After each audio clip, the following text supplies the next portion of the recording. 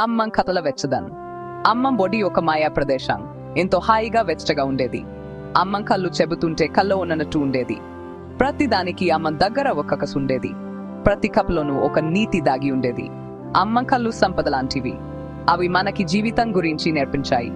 మంచి చెడుల మధ్య తేడా చూపించాయి. మనల్ని దయల వారిగా బలవంతులుగా తీర్చిదిద్దాయి. పోయిన కుక్క పిల్ల దేగల బాలుడు. ఒకరోజు అమ్మం ఒక పోయిన కుక్క పిల్ల గురించి చెప్పింది. ఆ కుక్క పిల్ల చిన్నది, హిప్పడిపోయి ఉంది. అది రోడ్డు మీద ఒంటరిగా ఉంది. ఒక చిన్న పిల్లాడు ఆ కుక్క పిల్ల ఏడుస్తున్నట్టు చూశాడు. అతనికి దాని మీద జాలి కలిగింది. అతను కుక్క పిల్లకి కొంచెం పాలు, బిస్కెట్లు ఇచ్చారు. కుక్క పిల్లని ఇంటికి తీసుకెళ్లారు. తన దగ్గర ఉంచుకోవచ్చా అని తల్లిదండ్రులని అడిగారు. ఆ కుక్క పిల్లని జాగ్రత్తగా చూసుకుంటాని మాటిచ్చారు. అవసరంలో ఉన్న వారికి సహాయం చేయడం ఎంత ముఖ్యమో అతను నేర్చుకున్నారు. సత్యపు మాయా గింజలు. అమ్మం ఒక రాజు గురించి చెప్పింది. ఆ రాజుకి ఒక సమస్య ఉంది. తన రాజ్యంలో ఎవరు నిజాయితీ పరులో తెలుసుకోవాలనుకున్నారు. అందుకని అందరికీ ఒక మాయా గింజ ఇచ్చారు. ఈ గింజని నాటండి.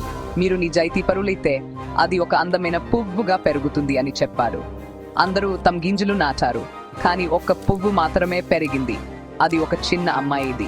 ఆ అమ్మాయి ఎప్పుడు నిజం మాట్లాడేది. నిజాయితీ ఎంత విలువైందో రాజు తెలుసుకున్నాడు. అమ్మకపులు దారి చూపే వెలుగు. అమ్మకపులు మనతోనే ఉన్నాయి. దయగా, ధైర్యంగా, నిజాయితీగా ఉంటుంది నేర్పించాయి. మంచి జీవితం ఎలా గడపాలో చూపించాయి.